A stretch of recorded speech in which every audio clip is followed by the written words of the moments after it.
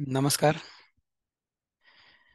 गुरुर्ब्रह्मा गुरुर्विष्णुः गुरुर्देवो महेश्वरः गुरु साक्षात परब्रह्म तस्मै श्री गुरवे नमः.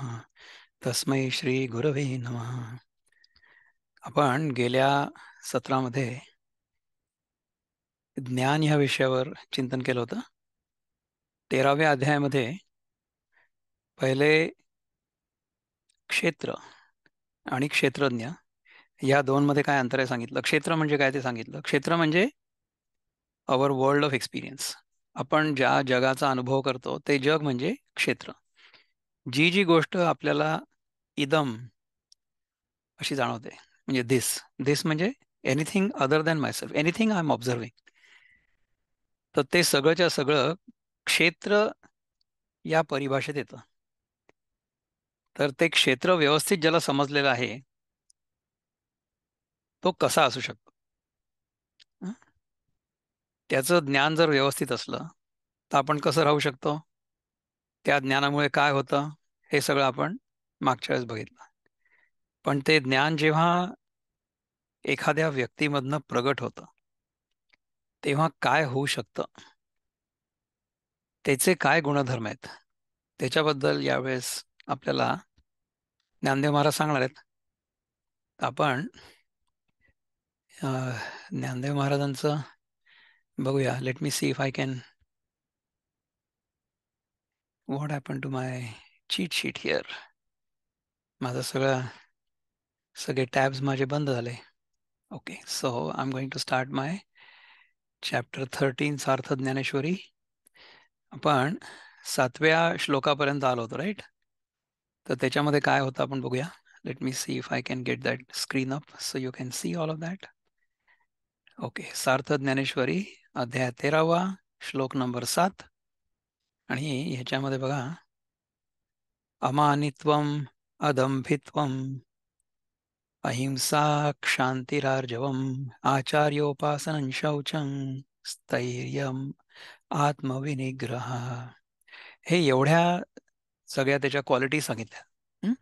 की अशा प्रकारे ज्या व्यक्तीला क्षेत्रज्ञ हे ज्ञान झालेलं असेल त्या व्यक्तीच्या व्यक्तिमत्वामध्ये अमानित्व म्हणजे कुठल्याही प्रकारचा मान नसणं किंवा मानाची अपेक्षा नसणं, दंभरहितता म्हणजे तोंडावर एक आणि मनात दुसरं असं नसणं, अहिंसा म्हणजे काया वाचा मन तिन्हींच्या मार्फत कुणाही विरुद्ध काहीही अपशब्द नाही किंवा अपविचार नाही किंवा शस्त्र उगारून लढणं तर नाहीच, उगीच म्हणजे आत्मसंरक्षणासाठी आपल्या देवदेवतांनी सुद्धा हातामध्ये शस्त्र ठेवलेलं आहे. आपली कुठलीच देवता अशी नाही की जिच्या हातामध्ये शस्त्र नाही आहे. शस्त्र आहेच. शस्त्र कशा करताय तर शस्त्र आत्मसंरक्षणासाठी आहे, कोणाला जाऊन उगीच त्रास देण्यासाठी म्हणून नाही आहे. सर्व सहनशीलता, कुठल्याही प्रकारचे कष्ट जरी आपल्याला झेलावे लागले तरी सुद्धा ते सहन करण्याची शक्ती. सरळपणा, सरळपणा म्हणजे तेच दंभरहितता, अमानित्वता, की मनामध्ये जे आहे तेच वाणीमध्ये देखील आहे. सद्गुरु सेवा, त्यानंतर आंतरबाह्य शुद्धी म्हणजे फक्त आंघोळ करून बसलोय मी आपलं हे चिंतन करायला असं नाही, परंतु मन देखील शुद्ध आहे किंवा नाही हे बघणं आवश्यक आहे. स्थैर्य, स्थैर्य म्हणजे शरीराचं स्थैर्य नाही. शरीर समजा कोणाचं जड असलं तर ते स्थिर राहील कुठे कोचावर, काउच पोटॅटो म्हणतो ना आपण. तर तशा प्रकारचं स्थैर्य अपेक्षित नाही आहे. अंतःकरण निग्रह, जे समजा आपण एखादी गोष्ट आता ठरवली की आता आपण करणार आहे तर तशी गोष्ट करायची. म्हणजे कसं असतं पहा की प्रत्येक वेळेस आपल्या मनासारखं होईलच असं असं नाही होत. ह्या जगामध्ये असा कोणीही नाही आहे की ज्याच्या मनासारखं झालेलं आहे. तर आपल्या मनासारखं प्रत्येक वेळेस होईल अशी आपण अपेक्षा नाही करायची आहे. आणि जी परिस्थिती आपल्या समोर आहे त्या परिस्थितीमध्ये आपण उत्तमातल्या उत्तम काय करू शकतो याचा विचार करून ते करण्याच्या मागे लागावं आणि ते करत राहावं. अशा प्रकारचा निग्रह हा अंतःकरण निग्रह. तर या श्लोकाबद्दल ज्ञानदेव महाराज काय म्हणतात बघूया आपण. तरी कवणेही विषयींचे साम्य होणे न रुचे संभावितपणाचे ओझे जया. तर कोणत्याही बाबतीत कोणाचीही बरोबरी न करणं ज्याला आवडत नाही आणि ज्याला मोठेपणाचं ओझं वाटतं. कोणत्याही बाबतीत कोणाची बरोबरी करणं ज्याला आवडत नाही, म्हणजे डोंट कंपेअर युअरसेल्फ. आपण कोणाशी स्वतःची तुलना करू नये, कोणाची बरोबरी करण्याचा प्रयत्न करू नये. का बरं करू नये?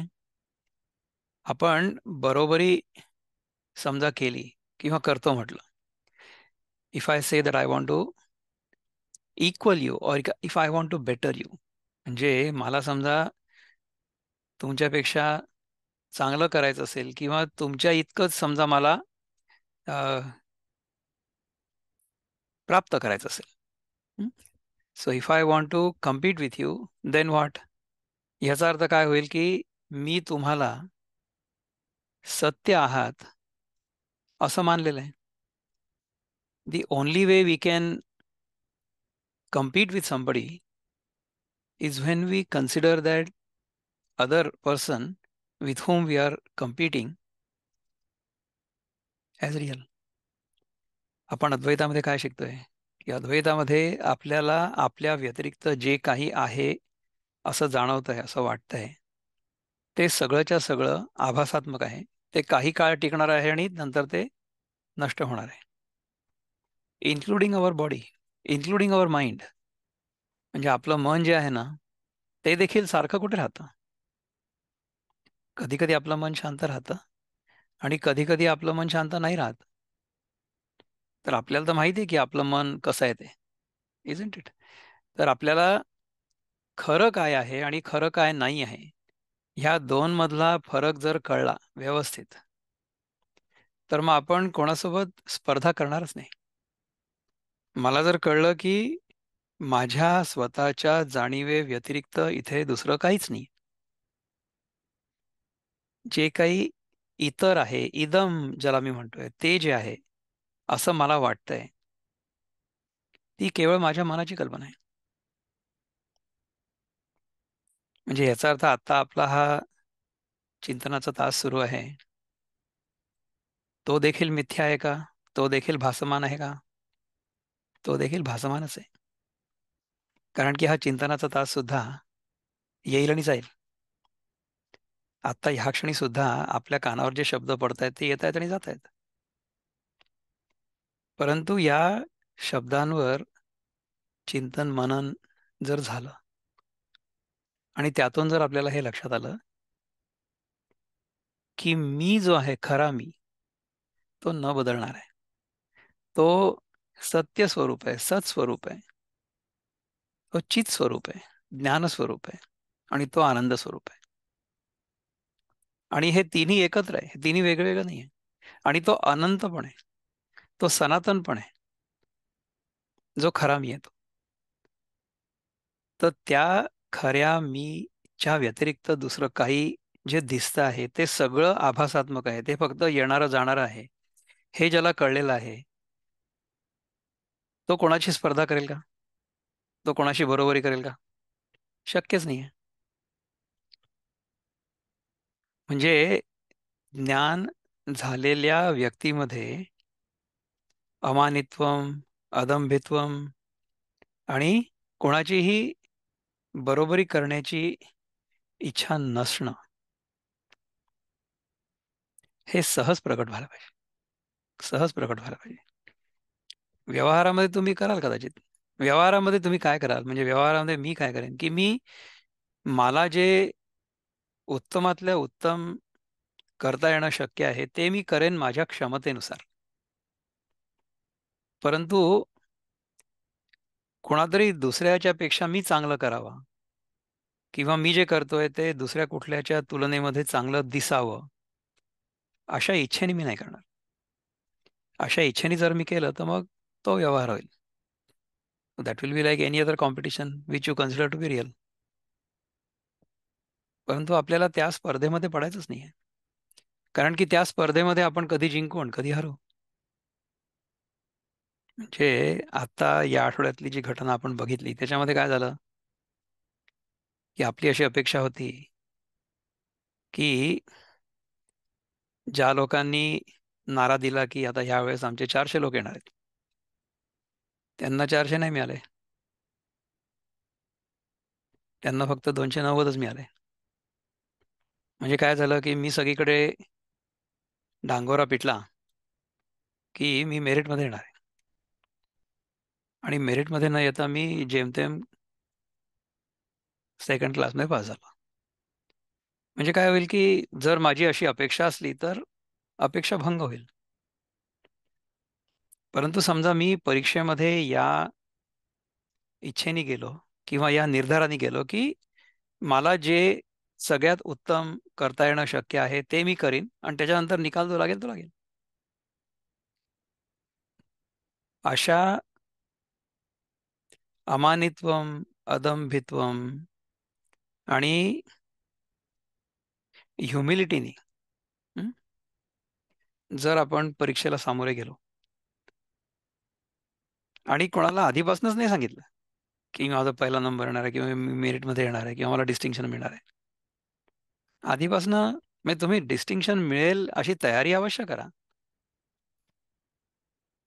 मी तर म्हणेन की आपल्याला समजा आता माझ्या मागे तुम्हाला डोंगर दिसतात, राईट? तर अशा प्रकारची एक म्हण मी माझ्या लहानपणी ऐकली होती की if you want to clear these mountain tops you should aim at the moon. Actually ती तशी नव्हती. म्हण अशी होती की if you want to clear the roof tops, म्हणजे आपल्या घराच्या समोरचं जे घर आहे त्या घराच्या वरनं समजा आपला दगड जावा असं आपल्याला वाटत असेल, वरच्या घराचं जे छप्पर आहे त्याच्या वरून समजा आपण दगड फेकू अशी आपली इच्छा असली तर आपण नेम कुठे धरायला पाहिजे? त्या घराकडे नाही, आपलं नेम धरायला पाहिजे चंद्राकडे. म्हणजे मग ते घर अवश्य पार होईल. So if you want to clear the roof tops aim at the moon, अशा प्रकारची म्हण आपण ऐकली होती. तर तशा प्रकारचं प्रण आपण आपल्या मनामध्ये करायला काही हरकत नाही.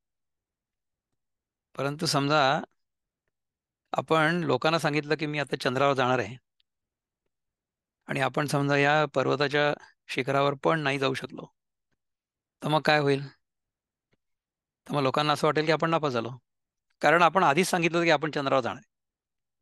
परंतु समजा आपण काही बोललोच नाही आणि सगळे लोक या पर्वताच्या पायथ्याशीच आहेत. त्या पायथ्याशी जे जंगल आहे त्या जंगलामध्ये अडकलेले आहेत. त्या जंगलामध्ये भांडाभांडी करतात. वर जायला कोणी बघत असेल तर ते दुसऱ्याचे पाय खेचतात.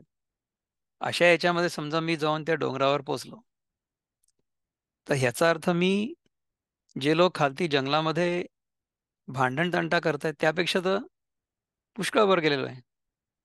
परंतु मी लोकांच्या मनात आणि स्वतःच्याही मनामध्ये समजा अपेक्षा तयार करून ठेवलेली असेल की मी चंद्रावर जाणार आहे, पण मी पोहोचलो डोंगराच्या माथ्यावर, तर लोकांना असं वाटू शकतं ना की मी तर नापास झालो. मलाही असं वाटू शकतं कदाचित की मी नापास झालो. त्यामुळे माझ्या मनात कुठल्या प्रकारची इच्छा मी धरून ठेवायला पाहिजे, आणि मी कशा प्रकारे काम करायला पाहिजे, कशा प्रकारे मी या जगाकडे बघायला पाहिजे, आणि मी जे म्हणतोय तो दृष्टिकोन सगळ्यांचा असावा अशी माझी अपेक्षा नाही आहे. जी व्यक्ती डोंगरावर चढते ती व्यक्ती मला म्हणू शकते की तुम्ही तर जंगलात पण तर नाही आहे, तुम्ही पायथ्याशी पण नाही आले, तुम्ही आम्हाला काय उपदेश करता? मी उपदेश नाही करत आहे. मी जाणीव करून देण्याचा प्रयत्न करतोय की समजा आपण लोकांना सांगितलं की मी 100 किलो वजन उचलणार आहे, आणि 50 किलो उचलता उचलता जर मी मटकन खाली बसलो तर ह्याला म्हणतात अहंकार. मी लोकांना म्हटलं की मी 50 किलो उचलणार आहे आणि 50 किलो उचललं, त्याला त्याला आपण म्हणू की आत्मविश्वास, है ना? आणि समजा लोकांना असं वाटत असेल की आपण 25च किलो उचलणार आहे पण आपण सहज उचललो 50 किलो, तर ही तर सगळ्यात चांगली गोष्ट आहे. याचा अर्थ काय आहे की मार्केटिंगमध्ये आम्हाला सांगितलं जायचं की you should never over promise आणि अंडर डिलिव्हर. आमचे जे पहिले बॉस होते मला जे आठवतात, ते आम्हाला म्हणायचे की तुम्ही काय करता आहात हे तुम्ही स्वतः लोकांना जाऊन सांगणं हे सगळ्यात चांगलं आहे, कारण की तुम्ही काय करता हे तुम्हाला माहिती आहे ना. तुमच्यासाठी कोणी मार्केटिंग टीम उपयोगाची नाही आहे. तुम्ही जे करताय ते तुम्ही स्वतः ठणकावून लोकांना सांगू शकता, कारण की ह्याचा तुम्हाला अनुभव आहे. परंतु तुम्ही हे करू शकता हे तिसरा माणूस जर सांगत असेल तर त्याच्या म्हणण्याला तेवढं वजन नाही राहणार ना. तर मार्केटिंगवाला मनुष्य काय करेल की तो ही विल ओव्हर प्रॉमिस, आणि मग जो मॅनेजर आहे, जो या मार्केटिंगच्या माणसाच्या अपेक्षेप्रमाणे काम व्हावं याच्यासाठी काम करायला सुरुवात करतो, त्याला असं लक्षात येतं की हे करणं शक्यच नाही. मार्केटिंगवाल्यांनी क्लायंटला he has promised him the moon, की तू चंद्रावर जाशील, परंतु माझी गाडी या डोंगराच्या टोकापर्यंत जाऊ शकते, त्याच्या पलीकडे चंद्रावर जाऊ शकत नाही. माझा जो गाडी आहे, माझा जो विमान आणि रॉकेट नाहीच आहे. तर ह्याचा अर्थ काय झाला की मार्केटिंगमध्ये ज्या प्रॉमिसेस दिल्या गेल्या त्याच्यामध्ये आणि डिलिव्हरीमध्ये, कारण की डिलिव्हर करणारा जो मॅनेजर आहे त्याच्यामध्ये आणि त्या मार्केटिंग करणाऱ्या मार्केटिंग पर्सनमध्ये काही कोऑर्डिनेशनच नाही आहे. असं चालेल का? असं नाही चालू शकत. त्यामुळे आपल्याला जे सहज करता येणं शक्य आहे तेच आपण प्रॉमिस करावं आणि त्याच्यापेक्षा जास्त करण्याचा प्रयत्न करावा. So if you under promise and over deliver, that is always a better situation than over promising and under delivering. नाही, तर अशा प्रकारे व्यवहारात सुद्धा आपल्याला राहणं चांगलं आहे. अध्यात्माच्या क्षेत्रात तर काही प्रश्नच नाही. तर कोणाचीही बरोबरी न करणं ज्याला आवडत नाही आणि मोठेपणाचं त्याला ओझं वाटतं. मोठेपणाचं ओझं वाटतं म्हणजे मला समजा लोकांनी खूप मोठं म्हटलं किंवा मोठं म्हणावं असं वाटत असलं तर त्याचं मला ओझं वाटतं. आथिलेची गुणवानिता, मान्यपणे मानिता, योग्यतेचे येता रूप अंगा. त्याच्या अंगी असलेल्या गुणांचं वर्णन केलं तर हं, त्याच्या अंगी असलेल्या गुणांचं वर्णन केलं तर, आणि तो खरोखर मानास योग्य आहे म्हणून त्याला मान देऊ लागलं तर, अथवा लोकांनी मागण्याजोगी पात्रता आपल्या अंगी आली आहे अशी त्या पात्रतेची प्रगटता झाली तर, ह्या सगळ्या गोष्टी झाल्या तर काय होईल? तै गजबजू लागे कैसा, व्याधे रुंधला मृगु जैसा, का बाही तरता वळसा दाटला जेवी. त्यावेळी तो कसा गडबडून जातो, तर ज्याप्रमाणे पारध्याने चोहोकडून वेढलेलं हरिण घाबरं होतं, अथवा हातांनी पोहून जात असताना तो पोहणारा मनुष्य ज्याप्रमाणे भोवऱ्यात सापडावा. पार्था तेणे पाडे, सन्माने जो साकडे, गरिमेते अंगाकडे येवोची नेदी. अर्जुना, तितक्या प्रमाणाने सन्मानाच्या योगाने ज्याला संकट वाटतं आणि जो मोठेपणाला आपल्या अंगाकडे येऊच देत नाही. म्हणजे बघा की ह्युमिलिटी कशी असावी माणसाची, त्याच्याबद्दल ज्ञानदेव महाराज आपल्याला समजावून सांगतायत की समजा लोकांनी आपली खूप स्तुती करणं सुरू केलं तर हा जो योगी आहे हा घाबरा घुबरा होऊन जातो. घाबरा घुबरा होऊन जातो. तुम्ही विचार करा की नरेंद्र मोदी त्यांच्या भाषणांमध्ये नेहमी सांगतात, ते म्हणतात की आतापर्यंत माझ्या आयुष्यात मला शिव्या शापांच्या व्यतिरिक्त दुसरं काही मिळालंच नाही. तर जेव्हा त्यांना सारखे शिव्या शाप पडत असतात ना, तेव्हा त्यांना खूप चांगलं वाटत असतं. जर मला शिव्या पडत असतील मीडियामध्ये, प्रेसमध्ये, तर ह्याचा अर्थ मी काहीतरी चांगलं करतोय ह्याच्याबद्दल माझी खात्री आहे.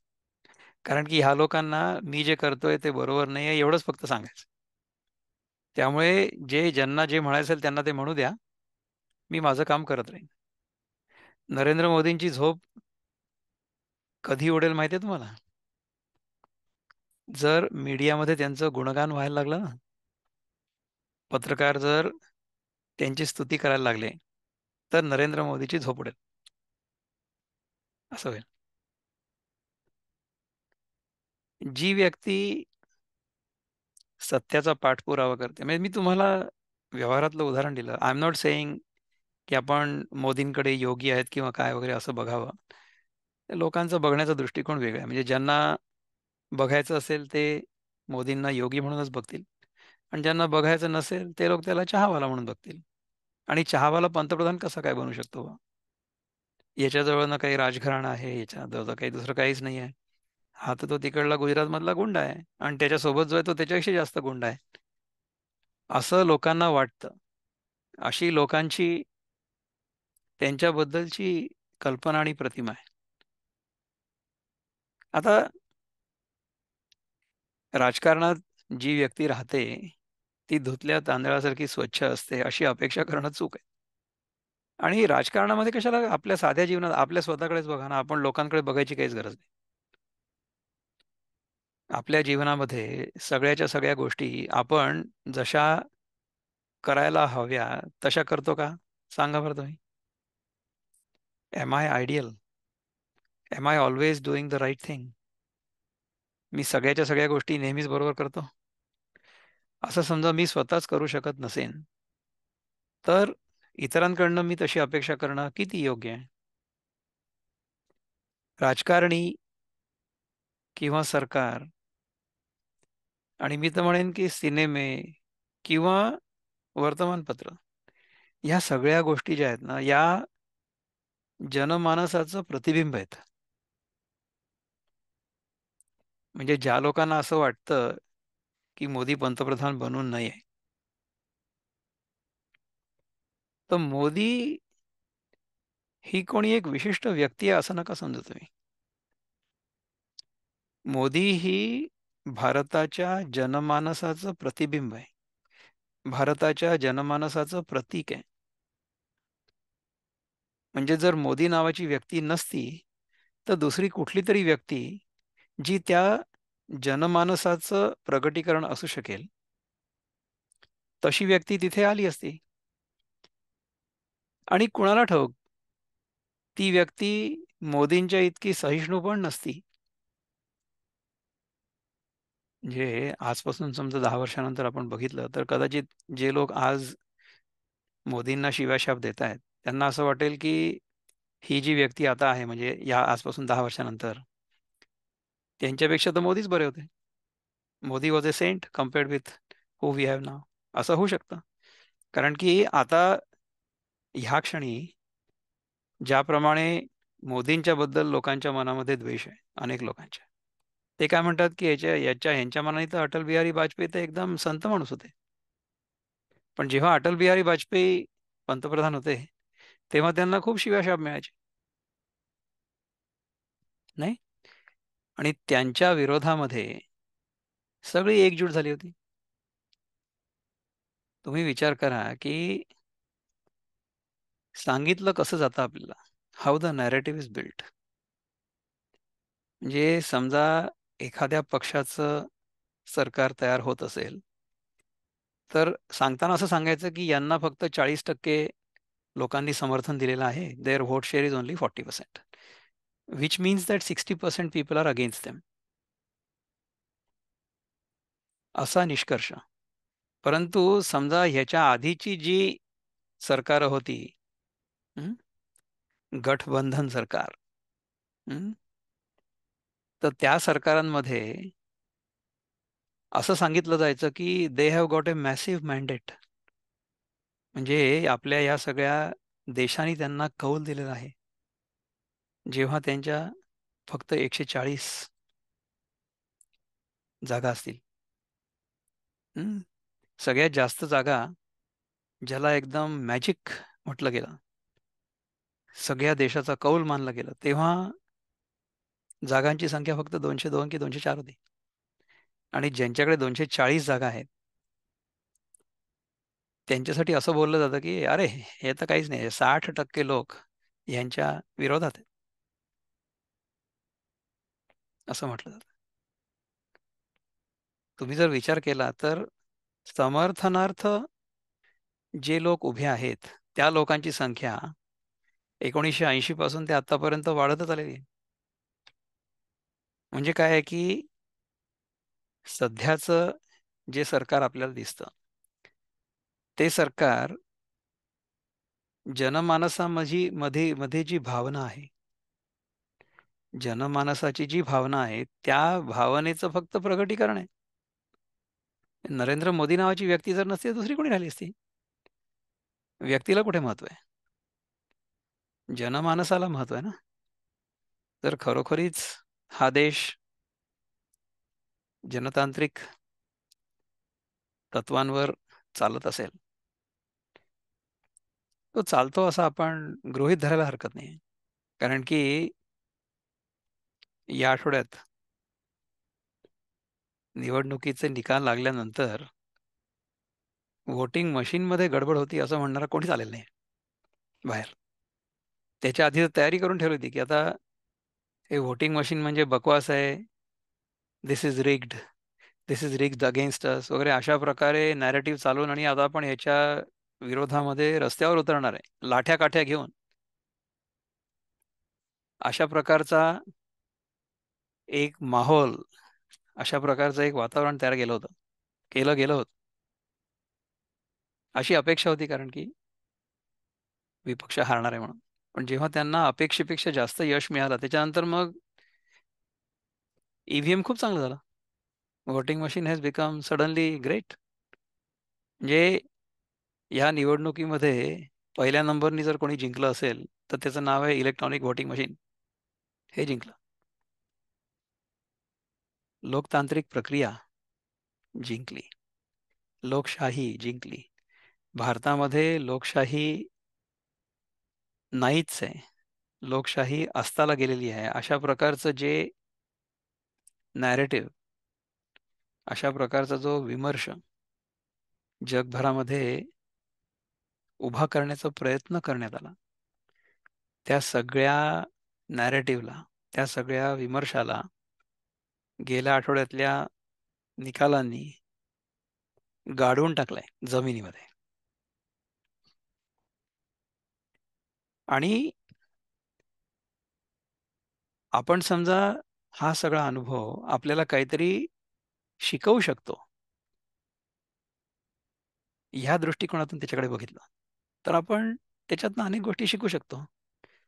So this is not a bad experience at all. I would say this is a great wake up call for everybody. If only we would like to wake up. But if we would like to think that this is a wonderful outcome, people have really supported us, we are the greatest, अशा प्रकारच्या आत्मप्रौढीमध्ये आपण जर राहिलो, तर मग काही खरं नाही, आहे ना? त्याबद्दल कोणाला काही चिंतन करायचं का?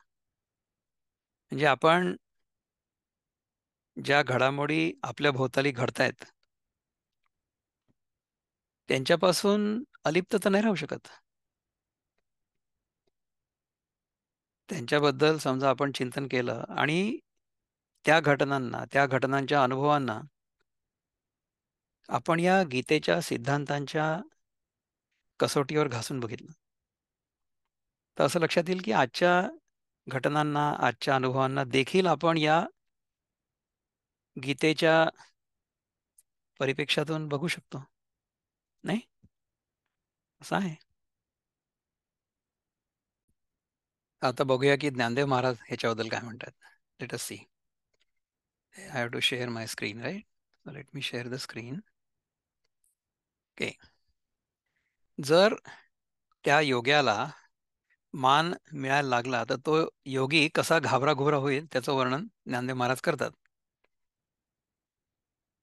पार्था तेणे पाडे सन्माने जो साकडे गरिमे ते अंगाकडे येवोची नेदी. अर्जुना, तितक्या प्रमाणाने सन्मानाच्या योगाने ज्याला संकट वाटतं आणि जो मोठेपणाला आपल्या अंगाकडे येऊच देत नाही, पूज्यता डोळा न देखावी, स्वकीर्ती कानी नायकावी. नायकावी म्हणजे न ऐकावी. हा अमुका ऐसी नोहावी सेची लोका. आपली पूज्यता आपण डोळ्यांनी पाहू नये, आपली कीर्ती आपण कानांनी ऐकू नये. हा एक मनुष्य आहे अशी आपली लोकांना आठवणच होऊ नये. अशा प्रकारे तो माणूस राहील. हे सगळे अमानित्वाचे लक्षण आहेत. अमानित्वाची लक्षणं आहेत ही सगळी. ठीक आहे ना? तेथ सत्काराची के गोठी, के आदरा देईल भेटी, मरणेसी साठी नमस्कारिता. असं ज्याला वाटतं, अशा पुरुषाच्या ठिकाणी सत्काराची गोष्ट कुठे आहे? म्हणजे अशा पुरुषाला आपला आपला सत्कार व्हावा असं कसं वाटेल? असा मनुष्य आदराला भेट कशी देईल? म्हणजे आपला आदर व्हावा अशी कशी इच्छा करेल? त्याला जर कोणी नमस्कार केला, तर त्याला ते मरणासारखं वाटतं, तर तो त्याला नमस्कार करेल, है ना? वाचस्पतीचे निपाडे, सर्वज्ञता तरी जोडे, परी वेडीवे माझी दडे, महमे भेणे. बृहस्पतीच्या तोडीची सर्वज्ञता तर त्याला प्राप्त झालेली असते, परंतु महत्वाच्या भीतीने तो वेडात लपतो. म्हणजे काय बघा, की त्याला माहिती सगळं असतं, परंतु जर लोकांनी त्याला विचारलं, लोकांनी असं त्याला म्हटलं, की "हे कसं आहे? ते कसं आहे? हे काय आहे? ते काय?" वगैरे, तर तो काय म्हणेल, की "मला माहीत नाही." म्हणजे आपल्याला जर स्वतःला वाचवायचं असेल लोकांपासून, तर आपल्याला समजा माहिती जरी असलं, तरीसुद्धा समजा आपण ते सांगितलं आणि त्याच्यामागे जर अशी भावना असली, की याच्यामुळे माझा मान वाढेल समाजामध्ये, तर प्रश्नांची उत्तरं देऊच नाही. समजा प्रामाणिक जिज्ञासेने आपल्याला कोणीतरी काहीतरी विचारलं असेल, तर त्यांच्यासाठी आपण ज्याच्यामुळे त्यांचं कल्याण होईल, परंतु ते आपलं गुणगान करतील अशी अपेक्षा आपल्या मनात नसेल, तर आपण त्यांच्या प्रश्नांची उत्तरं द्यायला काही हरकत नाही. प्रामाणिकपणे. आणि कशाकरता, की त्यांना तुमच्या अनुभवावरनं शिकण्याची इच्छा आहे. स्वतःच्या जीवनामध्ये सकारात्मक बदल घडवून आणायची इच्छा आहे. आणि आपल्या मनामध्ये आपण मला ह्याच्यामुळे मान मिळेल किंवा मिळावा अशी अपेक्षा नाही. असं जर असेल तरच आपण कुठल्याही संभाषणामध्ये भाग घ्यायला काही हरकत नाही. उगीचच्या उगीच आपण कुठल्याही संभाषणात भाग घेऊन लोकांनी आपल्याला मान द्यावा अशी अपेक्षा नाही करू. तर अशा प्रकारे हा योगी राहील आणि आपल्या जीवनाचा अनुभव लोकांना सांगेल, की हा असा-असा माझा अनुभव आहे. तुम्ही असं करून बघा. तुम्हाला जर पटत असेल तर करा आणि तो तुम्हाला पटावा किंवा तुम्ही तशा प्रकारे राहावं, अशा प्रकारे आग्रह पण नाही करणार. तर अशा प्रकारे समजा आपण राहिलो, तर फार चांगलं होईल. अमानित्वम. अमानित्वम जर आपण आपल्या अंगी बाणवू शकलो, तर किती चांगली गोष्ट होईल, नाही? बृहस्पतीच्या तोडीची सर्वज्ञता तर त्याला प्राप्त झालेली असते, परंतु महत्त्वाच्या भीतीने म्हणजे त्याला महत्त्व मिळेल, या भीतीने तो वेडात लपतो. मी तो स्वतःला वेडा आहे असं सांगतो. चातुर्य लपवी, महत्त्व हरवी, पिसेपणा मिरवी, आवडोनी. आपल्या ठिकाणी असलेलं शहाणपण तो लपवून ठेवतो. आपल्यात असलेला मोठेपणा बेपत्ता करून टाकतो आणि मोठ्या आवडीने वेडेपण लोकात दाखवतो. लौकिकाचा उद्वेगू, शास्त्रावरी उबगू, उगेपणी चांगू, हाती भरू.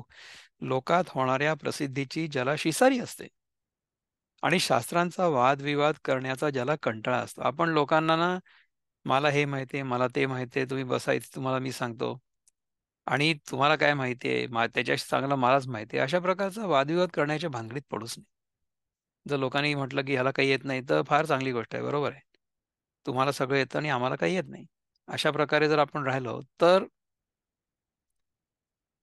अमानित्वम, अदंभित्वम हे सगळं आपल्या जीवनामध्ये आपण आचरणात आणू शकतो. काही न करता उगाच राहण्यावर ज्याचा अतिशय भर असतो. म्हणजे उगाच राहण्यावर म्हणजे मूक राहण्यावर. उगाच म्हणजे मूक किंवा without saying anything. We should not say anything. म्हणजे काय की तुम्ही सगळं बघताय, तुम्हाला सगळे अनुभव येतायत, परंतु तुम्ही कॉमेंट नाही करत त्याच्यावर. जगे अवज्ञाची करावी, संबंधी सोयची न धरावी, ऐसी ऐसी जीवी चाड बहु. लोकांनी आपला अनादरच करावा आणि नातलगांनी आपला थाराच धरू नये, म्हणजे आपल्या नादी लागू नये. अशा प्रकारची ज्याच्या जीवामध्ये फार इच्छा असते. तळवटेपणे तळवटेपण बाणे, परंतु याच्यामध्ये तुम्हाला एक गोष्ट सांगतो, की लोकांनी आपला अनादरच करावा, अशा प्रकारे समजा आपण राहिलो, तर we can also become the doormat असं म्हणतात ना, की कोणीही तुम्हाला जाता येता लाथा मारेल आणि तुम्ही ते सहन कराल. तर तुम्ही जगामध्ये जेवढा स्वाभिमान तुम्हाला ठेवणं आवश्यक आहे तेवढं अवश्य ठेवा. तुम्हाला खूप मान किंवा आदर मिळावा अशी अपेक्षा नका करू. परंतु तुम्ही कोणाचा पायपोस नाही होणार एवढी काळजी जरूर घ्या. Nobody needs to praise you, but they cannot treat you like a doormat either. ठीक आहे ना? तर तेवढं व्यवहारी असायला काही हरकत नाही माणसाने. तळवटेपणे बाणे अंगी हिणावो खेवाणे, ते तेची करणे बहुत करुणी. ज्या कृतीच्या योगाने नम्रता अंगी बाणेल आणि स्वतःच्या ठिकाणी कमीपणा हे भूषण होईल, त्याच ठिकाणी गोष्टी बहुतेक तो करतो. म्हणजे इथे जाऊन मोठेपणा मिळवण्याची इच्छा आपल्या मनात राहणार नाही, अशा गोष्टी तो करेल. हा जितू नानो हे लोककल्पी येणे भावे, तैसे जिणे होवावे ऐसी ही आशा. ज्याच्या योगाने हा जिवंत आहे की नाही अशी लोक आपल्याविषयी कल्पना करतील, अशा प्रकारचा आपला आयुष्यक्रम असावा अशी त्यास आशा असते. म्हणजे कसं आहे की we should live an ordinary life. लोकांना आपल्याकडे बघून असं नको वाटायला की हे कोणीतरी स्पेशल आहे. सर्वसाधारण माणसासारखं राहावं आपण. आपली जी आध्यात्मिक साधना आहे ती आपण आपल्या आतमध्ये चालू ठेवावी. आपण कर्तव्य करण्याची मनाची तयारी ठेवावी आणि कर्तव्य करण्याची इच्छा प्रगट पण करावी. परंतु मी कर्तव्य करणारच आहे आणि माझं कर्तव्य मी तुमच्या घशाखाली उतरवणार आहे. I am going to stuff my कर्तव्य डाऊन युअर थ्रोट. अशा प्रकारची दुराग्रही वृत्ती देखील असण्याची काही गरज नाही आहे. No need to be insistent that I'm going to do my duty and I'm going to shove my duty down your throat. याला काय अर्थ आहे? तुम्ही तुमचं कर्तव्य करण्याची तयारी ठेवा आणि ती तयारी प्रकट पण करा की मी करायला हे तयार आहे. परंतु समजा ज्यांना ज्यांच्या प्रती आपण ते आपलं कर्तव्य करणार आहे त्यांना जर ते नको असेल, त्यांना दुसरं काहीतरी हवं असेल, तर मग त्यांना दुसरं काहीतरी करू द्या. त्यांच्या सुखासाठी, त्यांच्या आनंदासाठी आपण दुराग्रह करण्यामध्ये काय अर्थ आहे? No need. नाही का? त्यामुळे आपण कर्तव्य करण्याची तयारी ठेवा आणि जे आपण करू शकतो ते असं आपण करू शकतो हे सरळपणे सांगा. आणि ते जर शक्य नसेल आणि जर दुसरा पर्याय समोरच्या माणसाला जास्त चांगला वाटत असेल, तर आपण त्यांना तो पर्याय निवडू द्यावा. नाही का? कारण की सगळ्यांच्या अपेक्षा तर काही आपण पूर्ण करू शकत नाही. कधीच नाही करू शकत. त्यामुळे आपण जेवढ्या अपेक्षा पूर्ण करू शकतो, तेवढ्या अपेक्षा आपण पूर्ण करू शकतो बा. हे आपण प्रामाणिकपणे आणि with all humility at our disposal सांगायला काहीच हरकत नाही. परंतु जर त्याच्यापेक्षा जास्ती अपेक्षा असल्या, म्हणजे काय की माझी क्षमता या पर्वताच्या टोकापर्यंत जाण्याची आहे. परंतु तुम्ही जर मला म्हणाल की तुम्ही मला चंद्रावर घेऊन जा. तर चंद्रावर मीच नाही जाऊ शकत, तर तुम्हाला कसं काय घेऊन जाणार आहे? मी जिथे आहे तिथपर्यंत मी तुम्हाला घेऊन जाऊ शकतो. तिथपर्यंत यायची तुमची तयारी आहे का? नाही, नाही, नाही. तुम्ही मला चंद्रावरच घेऊन जा. नाहीये शक्य. सो अशा प्रकारे आपण कर्तव्य जरूर करावं. परंतु we don't have to shove that कर्तव्य down somebody's throat. That is how I feel. हा जितू नानो हे लोक कल्पी येणे भावे, तैसे जिणे होवावे ऐशी ऐसी ही आशा. ज्याच्या योगाने हा जिवंत आहे की नाही अशी लोक आपल्याविषयी कल्पना करतील, अशा प्रकारचा आपला आयुष्यक्रम असावा अशी त्याला आशा असते. म्हणजे आपण फार सामान्यपणे राहावं. Let's not become extra ordinary. पै चालतो का नोहे की वारेनी जातू आहे, जना ऐसा भ्रमू जाये तैसे होईजे. पलीकडे असलेला तो चालतोय की नाही किंवा वाऱ्यानेच जातोय, अशा प्रकारचा आपल्याविषयी जगात भ्रम उत्पन्न व्हावा, तसं आपण व्हावं असं त्याला वाटतं. म्हणजे काय, he is going with the flow. लोकांना असं काही वाटत नाही की हा कोणी स्पेशल आहे. असंच असलेलं जास्त चांगलं आहे. हे सेफर आहे. माझे असते पण लोपो, नामरूप हारपो, मज झणे वासिपो भूत जात. माझ्या असतेपणाचा लोप व्हावा, म्हणजे मी एक अमुक आहे अशी माझ्या अस्तित्वाची कोणाला आठवणच होऊ नये. माझं नाव आणि रूप नाहीसं व्हावं, म्हणजे माझं नाव अथवा रूप कोणाच्या डोळ्यासमोर येऊ नये. कदाचित मला पाहून प्राणी मात्र भीतील, तर तसं होऊ नये. ऐसी जयाची नवसिये, जो नित्य एकांतात जातो उदाये. नामेची जो जिये विचनांचेनी.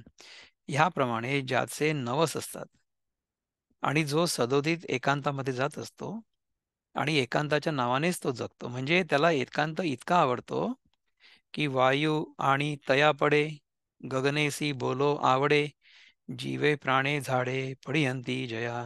वायूचं आणि त्याचं पटतं, आकाशाशी बोलणं त्याला आवडतं. म्हणजे काय की त्याला बोलण्याचा कंटाळा असतो. आणि ज्याला झाडं ही जीवाप्रमाणे आवडतात. आता पहा की याच्यामध्ये पर्यावरणाविषयी प्रेम सुद्धा ज्ञानदेव महाराज आपल्याला शिकवायचा प्रयत्न करतात. आता ह्या शब्दामध्ये गीतेमध्ये तर काही लिहिलेलं नाहीये, परंतु ज्ञानदेव महाराज आपल्याला ते जास्त जरा विस्तारपूर्वक समजावून सांगतात. किंबहुना ऐसी चिन्हे जया देखसी, जाण तया ज्ञानेसी शेज जाहली. फार काय सांगावं, अशी लक्षणं तू ज्या पुरुषाच्या ठिकाणी पाहशील, त्या पुरुषाचं आणि ज्ञानाचं एकच अंथरूण झालं आहे असं तू समज. हं? त्या पुरुषाचं आणि ज्ञानाचं एकच अंथरूण झालंय.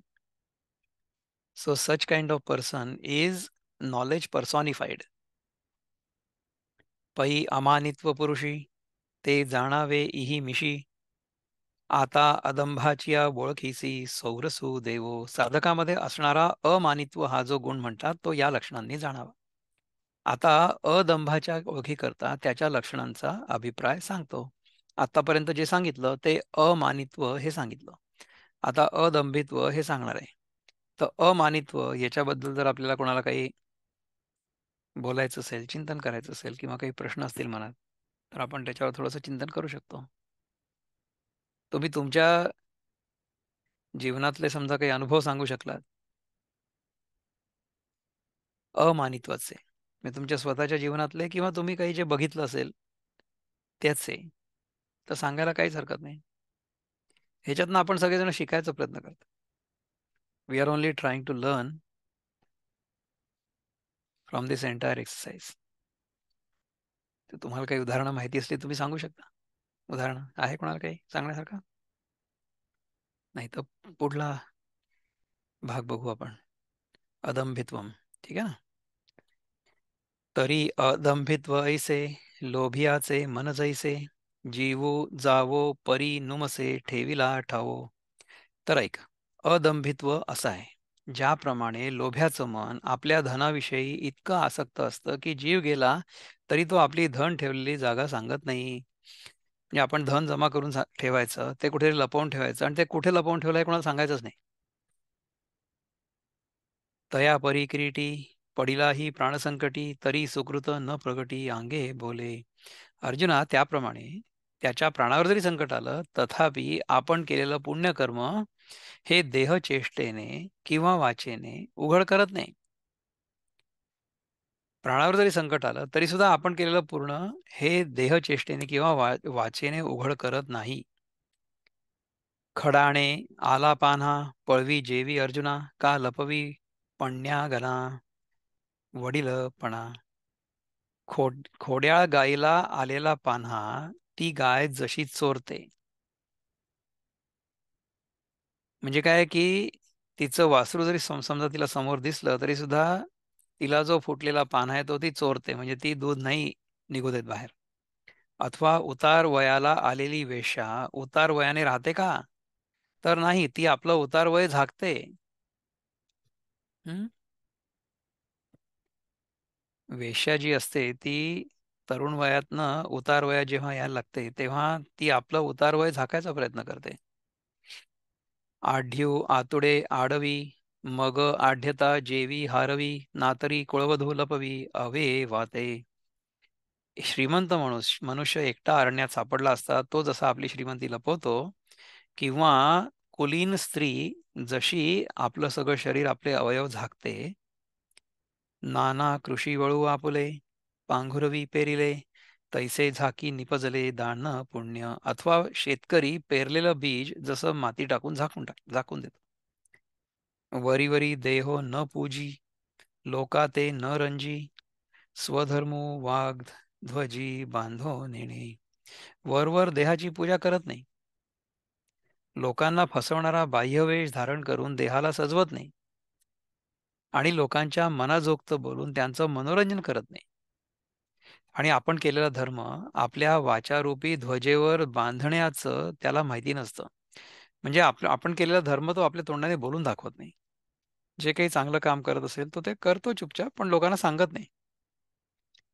परोपकारू न बोले, न मिरवी अभ्यासिले, न शके विकू जोडले स्फीतीसाठी.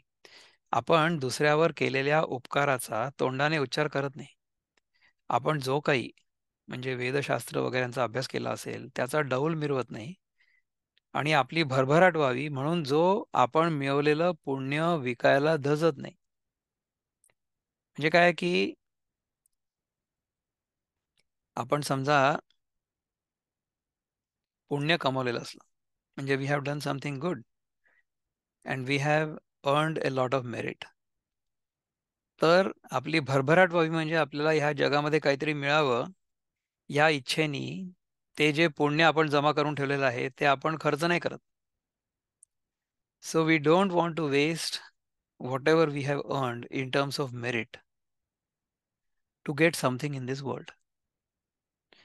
जे जगामधलं धन आपण मिळवायच्या मागे जर लागलो आणि त्याच्यासाठी जर आपलं पुण्य खर्च केलं, तर काय होईल की पुण्य तर जाईलच, परंतु जगामधलं जे धन आहे ते तर काही दिवसांनी तसंही जाणारच आहे. नाही, जगामधली कुठली गोष्ट टिकून राहण्यासारखी आहे? जगातली कुठलीच गोष्ट टिकून नाही राहू शकत. तर जी अनित्य वस्तू आहे ती मिळवण्याकरता आपण जे पुण्य कमावलेलं असेल की जे नित्य राहू शकतं, तर खर्च नाही केलं तर ते का बरं खर्च करावं? जगातल्या कुठल्याही गोष्टीसाठी आपण जे पुण्य जमा करून ठेवलेलं असेल ते खर्च करण्याची काहीच गरज नाही.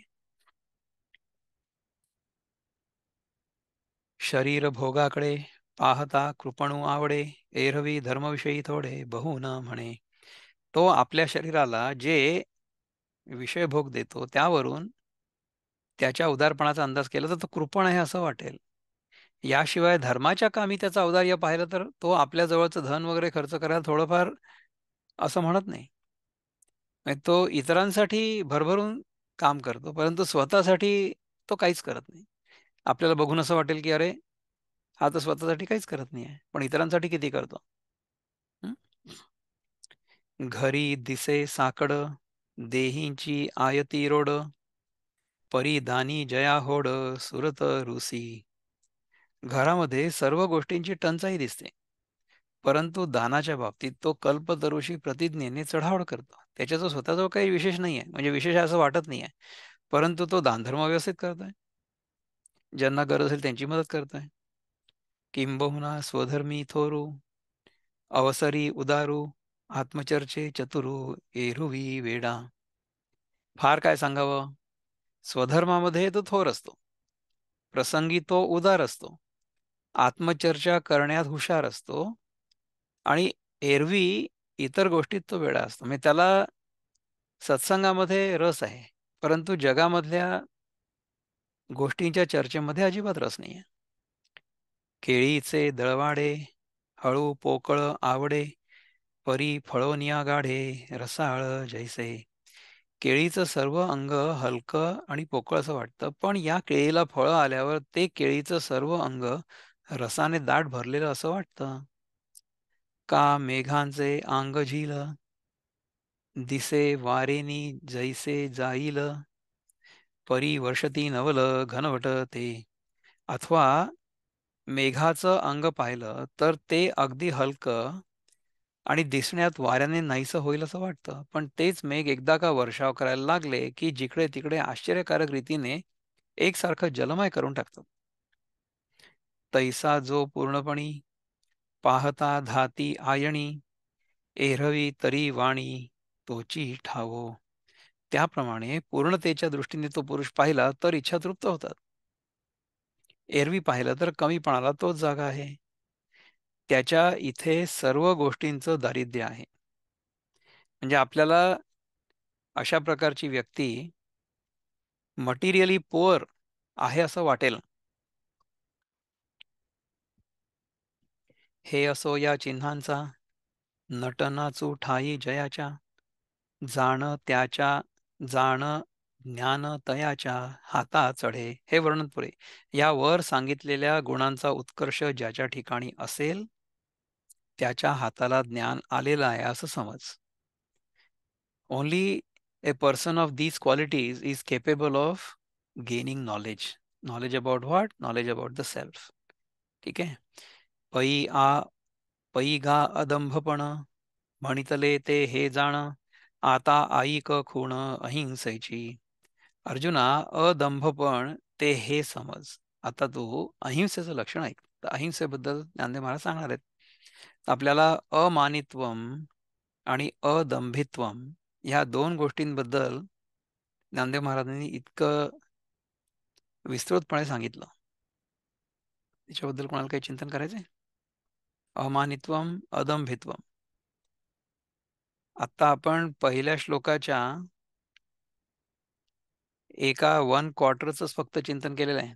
असे 5 श्लोक आपल्याला एकत्र सांगितले होते ज्ञानदेव महाराजांनी किंवा कृष्णाने, की त्या 5 श्लोकांमध्ये ज्या व्यक्तीला ज्ञान झालेलं आहे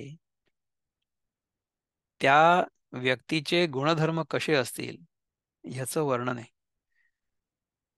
तर ते जे वर्णन आहे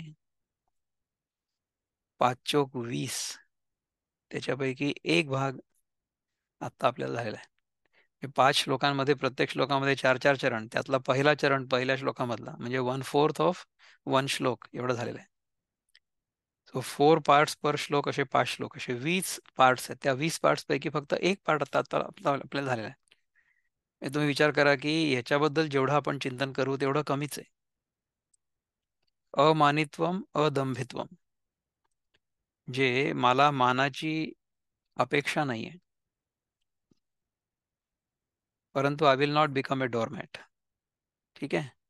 मला दंभ नकोय म्हणजे काय की माझ्याजवळ आहे एवढंच, परंतु मी दाखवतो एवढं आहे.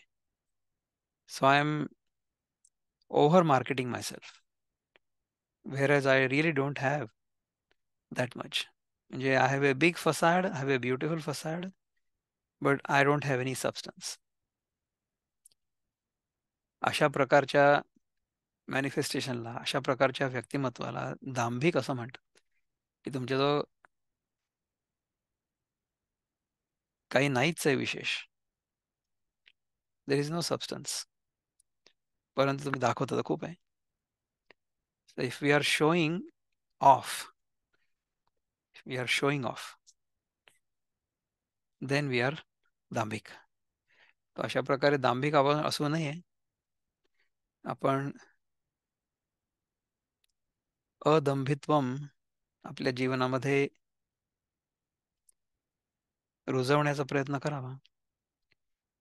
एवढी प्रार्थना करून आत्तापुरतं आपण थांबू इथे.